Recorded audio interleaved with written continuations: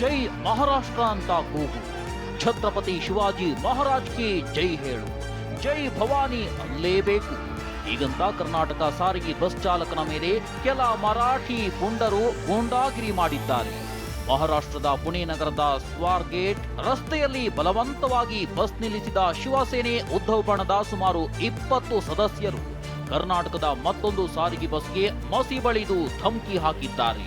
Pune Sindagi bus, Mumbai Ilkal ಬಸ್ಗೆ ಕಪ್ಪು ಮಸಿ ಬಳಿದಿದ್ದಲ್ಲದೆ bus ಮೇಲಿದ್ದ ಕನ್ನಡ ಅಕ್ಷರಗಳಿಗೆ ನಂಬರ್ ಪ್ಲೇಟ್ಗೆ ಕಪ್ಪು ಮಸಿ ಬಳಿದು ದುರ್ವರ್ತನೆ ತೋರಿದ್ದಾರೆ. ಮರಾಠಿ ಬರಲ್ಲ ಎಂದಿದ್ದಕ್ಕೆ ಬಸ್ ಬೋರ್ಡ್ ಒಡೆದು ಹಾಕಿದ್ದಾರೆ. ಮತ್ತೊಂದೆಡೆ ಮಹಾರಾಷ್ಟ್ರದ ಸೊಲ್ಲಾಪುರದ ಸಾತ್ ರಸ್ತೆಯಲ್ಲಿ ಇಳಕಲ್ ಬಸ್ ತಡೆದ ಕಿಡಿಗೇಡಿಗಳು ಜೈ ಮಹಾರಾಷ್ಟ್ರ ಎಂದು ಬರೆದಿದ್ದಾರೆ.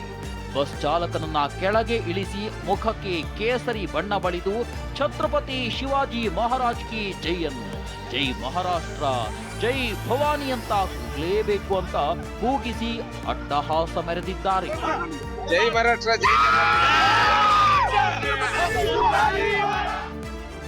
ಬೆಳಗಾವಿಯಲ್ಲಿ ಸರ್ಕಾರಿ ಬಸ್ ಕಂಡಕ್ಟರ್ ಮೇಲೆ ಹಲ್ಲೆ ಖಂಡಿಸಿ ಚಿಕ್ಕಮಗಳೂರು ನಗರದ ಆಜಾದ್ ಪಾರ್ಕ್ ಸರ್ಕಲ್ ಬಳಿ ಕನ್ನಡ ಶಿವಸೇನೆ ಕಾರ್ಯಕರ್ತರು ಪ್ರತಿಭಟನೆ ನಡೆಸಿದ್ದಾರೆ.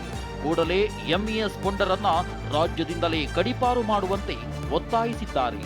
ಇತ್ತ ಬೆಂಗಳೂರಿನ ಆನಂದರಾವ್ ವೃತ್ತದಲ್ಲಿ ಕಾಂಗ್ರೆಸ್ ಕಾರ್ಯಕರ್ತರು ಎಂಇಎಸ್ ಮುಖಂಡ ಶುಭಂ ಶಳಕೆ ಭಾವಚಿತ್ರಕ್ಕೆ ಚಪ್ಪಲಿಯಿಂದ ಹೊಡೆದು ಪ್ರತಿಭಟಿಸಿದ್ದಾರೆ. ಕಂಡಕ್ಟರ್ ಮೇಲೆ ಕೆಲ ಮರಾಠಿ ಪುಂಡರಿಂದ ಹಲ್ಲೆಯಿಂದ ಶುರುವಾದ ಈ ಗಲಾಟೆ ಮತ್ತಷ್ಟು ತೀವ್ರ ಸ್ವರೂಪ ಪಡೆದಿದ್ದು ಕರ್ನಾಟಕ ಮಹಾರಾಷ್ಟ್ರ ಗಡಿಯಲ್ಲಿ ಉದ್ವಿಗ್ನ ಪರಿಸ್ಥಿತಿ ಏರ್ಪಟ್ಟಿದೆ. ಬೆಳಗಾವಿ ಸೇರಿದಂತೆ ರಾಜ್ಯದ ನಾನಾ ಕಡೆಗಳಿಂದ ಮಹಾರಾಷ್ಟ್ರಕ್ಕೆ ಹೋಗ್ತಿದ್ದ 250ಕ್ಕೂ ಅಧಿಕ ಬಸ್ಗಳ ಸಂಚಾರ ಬಂದ್ ಮಾಡಲಾಗಿದ್ದು ಪ್ರಯಾಣಿಕರು ತತ್ತರಿಸಿದ್ದಾರೆ. ಏಕಾಏಕಿ ಬಸ್ ಸಂಚಾರ ಸ್ಥಗಿತಗೊಳಿಸಿದ್ರಿಂದ ಸಾರಿಗೆ ಇಲಾಖೆಗೆ ಕೋಟ್ಯಾಂತರ ರೂಪಾಯಿ ನಷ್ಟವಾಗಿದೆ. ಮೈಸೂರು ಚಲೋ ತಡೆದು ಕಮಿಷನರೇಟ್ ವ್ಯಾಪ್ತಿಯಲ್ಲಿ ನಿಷೇಧಾಜ್ಞೆ ಜಾರಿ ಮಾಡಿದ ವಿಚಾರಕ್ಕೆ ಬೆಂಗಳೂರಿನಲ್ಲಿ ಬಿಜೆಪಿ ರಾಜ್ಯಾಧ್ಯಕ್ಷ ಬಿವೈ ವಿಜಯೇಂದ್ರ ಕಿಡಿಕಾರಿದ್ರು. ಸರ್ಕಾರಕ್ಕೆ ತಾಕತ್ ಯೋಗ್ಯತೆ ಇದ್ರೆ ಅವತ್ತು ದೇಶದ್ರೋಹಿಗಳು ಕಲ್ಲೆಸೆದಾಗ ನಿಷೇಧಾಜ್ಞೆ ಹೇರಬೇಕಿತ್ತು ಅಂದ್ರು. ಏನೇ ಆದ್ರೂ ನಾವು ಹೋರಾಟ ಮಾಡುತ್ತೇವೆ ಅಂತ ಗುಡುಗಿದ್ರು. ಮತ್ತೊಂದೆಡೆ ಬಿಜೆಪಿ ನಾಯಕರಿಗೆ ಟಾಂಗ್ ಕೊಟ್ಟ ಸಚಿವ ಪ್ರಿಯಾಂಕ್ ಖರ್ಗೆ ಮೊದಲು ಯಾವ ಬಣದವರು ಪ್ರತಿಭಟನೆ ಮಾಡುತ್ತಿದ್ದಾರೆಂದು ಹೇಳಲಿ, ಬಿಜೆಪಿ ಯಾವುದಾದ್ರೂ ಒಳ್ಳೆಯ ಉದ್ದೇಶಕ್ಕೆ ಪ್ರತಿಭಟನೆ ಮಾಡಿದೆಯಾ ಅಂತ ಚಾಟಿ ಬೀಸಿದ್ರು. ಉತ್ತರ ಕನ್ನಡ ಜಿಲ್ಲೆ ಅಂಕೋಲಾ ತಾಲೂಕಿನ ಬಾವಿಕೇರಿಯಲ್ಲಿ ಕೇಣಿ ಬಂದರು ನಿರ್ಮಾಣಕ್ಕಾಗಿ ಭೂವೈಜ್ಞಾನಿಕ ಸಮೀಕ್ಷೆ ನಡೆಸಲಾಗ್ತಾರೆ. ಮೀನುಗಾರರ ಸಮಸ್ಯೆಗಳನ್ನು ಲೆಕ್ಕಿಸದೆ ಬಂದರು ನಿರ್ಮಾಣಕ್ಕೆ ಸಿದ್ಧತೆ ನಡೆದ ಆರೋಪ ಇದೆ. 4,119 ಕೋಟಿ ರೂಪಾಯಿ ವೆಚ್ಚದಲ್ಲಿ ಬಂದರು ಯೋಜನೆ ನಿರ್ಮಾಣಗೊಳ್ಳಲಿದೆ. ಆದರೆ ಇದರಿಂದ ನಮ್ಮ ಮನೆಗಳನ್ನು ಸಹ ಕಳೆದುಕೊಳ್ತೇವೆ ಅನ್ನೋ ಭೀತಿ ಸ್ಥಳೀಯರಿಗೆ ಕಾಡಿದೆ. ಇದರ ನಡುವೆ ಮುನ್ನೆಚ್ಚರಿಕೆ ಕ್ರಮವಾಗಿ ಮಂಗಳವಾರ ಸಂಜೆ 6 ಗಂಟೆಯವರೆಗೆ ನಿಷೇಧಾಜ್ಞೆ ಹೇರಲಾಗಿದ್ದು, ನಿಷೇಧಾಜ್ಞೆಯನ್ನು ಕೂಡ ಲೆಕ್ಕಿಸದೆ 500ಕ್ಕೂ ಹೆಚ್ಚು ಮೀನುಗಾರರ ಕುಟುಂಬಗಳ ಮಹಿಳೆಯರು ಪ್ರತಿಭಟನೆ ನಡೆಸಿದ್ದಾರೆ. ಪ್ರತಿಭಟನೆ ವೇಳೆ 3 ಮಹಿಳೆಯರು ಸಮುದ್ರಕ್ಕೆ ಹಾರಿದ್ದಾರೆ. ತಕ್ಷಣ ಪೊಲೀಸರು ರಕ್ಷಿಸಿದ್ದಾರೆ. ಪ್ರತಿಭಟನಾಕಾರರ ಮನವೊಲಿಸುವಲ್ಲಿ ಉತ್ತರ ಕನ್ನಡ ಜಿಲ್ಲಾಡಳಿತ ಕೂಡ ವಿಫಲವಾಗಿದ್ದು, ಸ್ಥಳಕ್ಕೆ ಬಂದು ಮೀನುಗಾರರ ಮನವಿಯನ್ನ ಶಾಸಕ ಸತೀಶ್ ಸೈಲ್ ಆಲಿಸಿದರು. ಬಲ್ಡೋಟಾ ಕಾರ್ಖಾನೆ ಸ್ಥಾಪನೆ ವಿರೋಧಿಸಿ ಕೊಪ್ಪಳ ಬಂದ್ಗೆ ಕರೆ ನೀಡಲಾಗಿದೆ. ಬಲ್ಡೋಟಾ ಕಾರ್ಖಾನೆ ಸ್ಥಾಪಿಸದಂತೆ ಆಗ್ರಹಿಸಿ ಪ್ರತಿಭಟನಾ ಮೆರವಣಿಗೆ ನಡೆಸಲಾಗಿದ್ದು, ಗವಿಸಿದ್ದೇಶ್ವರ ಸ್ವಾಮೀಜಿ ಚಾಲನೆ ನೀಡಿದ್ರು. ಕೊಪ್ಪಳ ತಾಲೂಕಿನಲ್ಲೇ ಸುಮಾರು 202 ಕಾರ್ಖಾನೆಗಳಿವೆ. ನಗರದ ಸುತ್ತಲೂ ಫ್ಯಾಕ್ಟರಿಗಳಾದ್ರೆ ಜನ ಇರೋದಾದ್ರೂ ಎಲ್ಲಿ? ಇದೇ ರೀತಿ ಕಾರ್ಖಾನೆಗಳು ಸ್ಥಾಪಿಸಿದ್ರೆ ಕೊಪ್ಪಳ ನರಕವಾಗುತ್ತದೆ. ಯಾವುದೇ ಕಾರಣಕ್ಕೂ ಬಲ್ಡೋಟಾ ಕಾರ್ಖಾನೆ ಬೇಡವೆಂದು ಪ್ರತಿಭಟನಾಕಾರರು ಹಾಗೂ ಸ್ವಾಮೀಜಿ ಆಕ್ರೋಶ ಹೊರಹಾಕಿದ್ರು. ಕಾರ್ಖಾನೆಗಳ ದುಷ್ಪರಿಣಾಮ ಕುರಿತು ವಿಡಿಯೋ ನೋಡಿ ಸ್ವಾಮೀಜಿ ಕಣ್ಣೀರಿಟ್ರು. ಮತ್ತೊಂದೆಡೆ ತೆಲಂಗಾಣದ ನಾಗರ್ ಕರ್ನೂಲ್ನಲ್ಲಿ ನಿರ್ಮಾಣ ಹಂತದ ಸುರಂಗ ಕುಸಿದು 2 ದಿನಗಳೇ ಮುಗಿದಿದ್ರೂ ಸಿಲುಕಿರೋ 8 ಕಾರ್ಮಿಕರ ರಕ್ಷಣೆ ದೊಡ್ಡ ಸವಾಲಾಗಿದೆ. 300ಕ್ಕೂ ಹೆಚ್ಚು ರಕ್ಷಣಾ ಸಿಬ್ಬಂದಿ ಕಾರ್ಮಿಕರ ರಕ್ಷಣೆಗೆ ಹರಸಾಹಸ ಪಟ್ಟಿದ್ದಾರೆ. ಇದೀಗ ಇಲಿಪಿಲಾ ಗಣಿಗಾರಿಕೆ ಟೀಮ್ ಎಂಟ್ರಿ ಕೊಟ್ಟಿದೆ. 2 ವರ್ಷದ ಹಿಂದೆ ಉತ್ತರಾಖಂಡದಲ್ಲಿ ನಡೆದಿದ್ದ ಭೀಕರ ತಿಲ್ಕ್ಯಾರಾ ಸುರಂಗ ಕುಸಿತ ದುರಂತ ವೇಳೆಯೂ ಇದೇ ರ್ಯಾಟ್ ಮೈನರ್ಸ್ ಪಡೆ ಯಶಸ್ವಿ ಕಾರ್ಯಾಚರಣೆ ನಡೆಸಿತ್ತು. ಬೇರೊಬ್ಬಳ ಜೊತೆ ಅನೈತಿಕ ಸಂಬಂಧ ಹೊಂದಿದ್ದ ಪತಿ ಪತ್ನಿಗೆ ಅನುಮಾನ ಬರ್ತಿದ್ದಂತೆ ಪ್ರಯಾಗ್ರಾಜ್ಗೆ ಕರೆದೊಯ್ದು ಕತ್ತು ಸೀಳಿ ಕೊಂದ ಆಘಾತಕಾರಿ ಘಟನೆ ನಡೆದಿದೆ.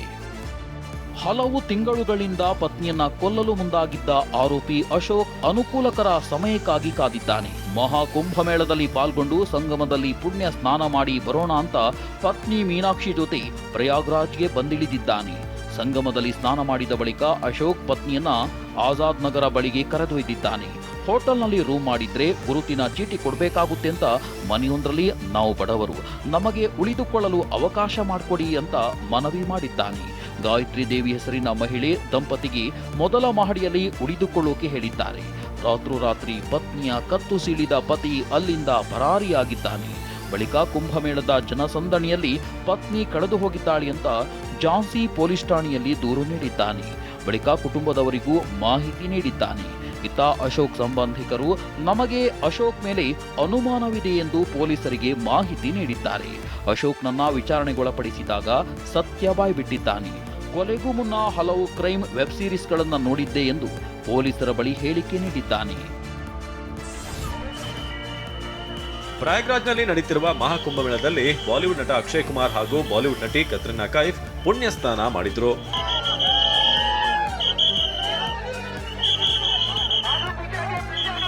ಕೆಲ ದಿನಗಳ ಹಿಂದಷ್ಟೇ ಮುಖ್ಯ ಚುನಾವಣಾ ಆಯುಕ್ತರಾಗಿ ನೇಮಕಗೊಂಡ ಜ್ಞಾನೇಶ್ ಕುಮಾರ್ ಕುಟುಂಬ ಸಮೇತ ತ್ರಿವೇಣಿ ಸಂಗಮದಲ್ಲಿ ಪುಣ್ಯ ಸ್ನಾನ ಮಾಡಿದ್ರು. ಇನ್ನು ಈವರೆಗೆ ಕುಂಭಮೇಳದಲ್ಲಿ 63 ಕೋಟಿ ಭಕ್ತರು ಪುಣ್ಯ ಸ್ನಾನ ಮಾಡಿದ್ದಾರೆ. ಶಿವರಾತ್ರಿ ಮುಗಿಯೋದ್ರ ಒಳಗೆ ಈ ಸಂಖ್ಯೆ 65 ಕೋಟಿಗೆ ಏರಿಕೆಯಾಗಲಿದೆ ಅಂತ ಉತ್ತರ ಪ್ರದೇಶ ಸಿಎಂ ಯೋಗಿ ಆದಿತ್ಯನಾಥ್ ಹೇಳಿದ್ದಾರೆ. ಇಂಡಿಯಾ ಗಾಟ್ ಲೇಟೆಂಟ್ ಕಾರ್ಯಕ್ರಮದಲ್ಲಿ ಪೋಷಕರ ಲೈಂಗಿಕತೆ ಬಗ್ಗೆ ಹೇಳಿಕೆ ನೀಡಿ ಸಂಕಷ್ಟಕ್ಕೆ ಸಿಲುಕಿರುವ ರಣವೀರ್ ಅಲಹಾಬಾದಿಯಾ ಹಾಗೂ ಆಶೀಶ್ ಚಂಚಲಾನಿ ಸೋಮವಾರ ಮಹಾರಾಷ್ಟ್ರ ಸೈಬರ್ ಕೇಂದ್ರ ಕಚೇರಿಗೆ ಹಾಜರಾಗಿದ್ದ. ಸೈಬರ್ ಪೊಲೀಸರ ವಿಚಾರಣೆ ಬಳಿಕ ಹೊರಬಂದ ರಣವೀರ್ ಓಡಿ ಬಂದು ಕಾರೇರಿ ಮಾಧ್ಯಮಗಳಿಗೆ ಪ್ರತಿಕ್ರಿಯೆ ನೀಡದೆ ಹೊರಟು ಹೋದ ದೃಶ್ಯ ವೈರಲ್ ಆಗಿದೆ. ರಣವೀರ್ ತೆರಳಿದ ಕಾರ್ನ ಗಾಜಿಗೆ ಒಳಗಿರುವವರು ಕಾಣದಂತೆ ಪೇಪರ್ ಅಂಟಿಸಲಾಗಿತ್ತು. ಫಿಟ್ ಇಂಡಿಯಾ ಅಡಿಯಲ್ಲಿ ಸ್ಥೂಲಕಾಯದ ವಿರುದ್ಧ ಹಾಗೂ ಆರೋಗ್ಯಕರ ಆಹಾರ ಸೇವನೆಯನ್ನು ಉತ್ತೇಜಿಸುವ ಆಂದೋಲನಕ್ಕೆ ಪ್ರಧಾನಿ ಮೋದಿ ಕರೆ ಕೊಟ್ಟಿದ್ದಾರೆ. ಈ ರಾಷ್ಟ್ರೀಯ ಆಂದೋಲನಕ್ಕೆ ಸೇರುವಂತೆ 10 ಪ್ರಮುಖ ವ್ಯಕ್ತಿಗಳಿಗೆ ಆಹ್ವಾನ ನೀಡಲಾಗಿದೆ.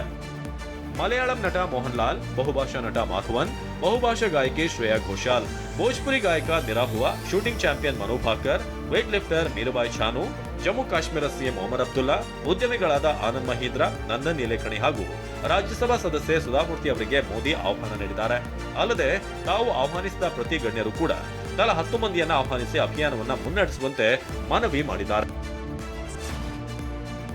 ರಾಜವಂಶಸ್ಥ ಸಂಸದ ಯದುವೀರ್ ಕೃಷ್ಣದತ್ತ ಚಾಮರಾಜ ಒಡೆಯರ್ 2ನೇ ಮಗುವಿನ ನಾಮಕರಣ ಶಾಸ್ತ್ರ ನೆರವೇರಿದೆ. 2ನೇ ಪುತ್ರನಿಗೆ ಯುಗಾಧ್ಯಕ್ಷ ಕೃಷ್ಣರಾಜ ಒಡೆಯರ್ ಎಂದು ಹೆಸರಿಡಲಾಗಿದೆ.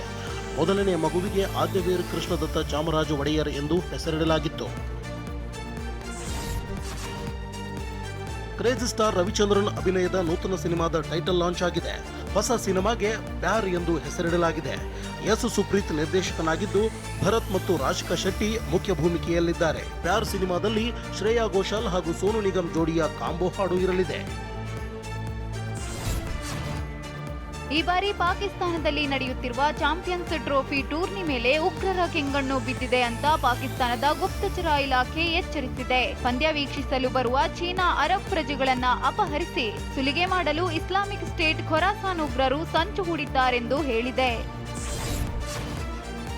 ದುಬೈನಲ್ಲಿ ಭಾರತದ ಎದುರು ಸೋತ ಪಾಕಿಸ್ತಾನ ತಂಡಕ್ಕೆ ಎಲ್ಲೆಡೆ ಟೀಕೆ ವ್ಯಕ್ತವಾಗ್ತಿದೆ. ಇದೀಗ ತನ್ನದೇ ದೇಶದ ಆಟಗಾರರ ವಿರುದ್ಧ ಕ್ರಿಕೆಟಿಗ ಶೋಯಬ್ ಅಖ್ತರ್ ಕೋಪವನ್ನ ಹೊರಹಾಕಿದ್ದಾರೆ. ಪಾಕಿಸ್ತಾನ ತಂಡದ ಆಡಳಿತ ಮಂಡಳಿಯನ್ನ ಮೆದುಳಿಲ್ಲದ ಆಡಳಿತ ಮಂಡಳಿ ಎಂದಿದ್ದಾರೆ. ಹಾಗೆಯೇ ಬಾಬರ್ ಅಜಂರನ್ನ ವಂಚಕ ಎಂದು ಕರೆದಿದ್ದಾರೆ.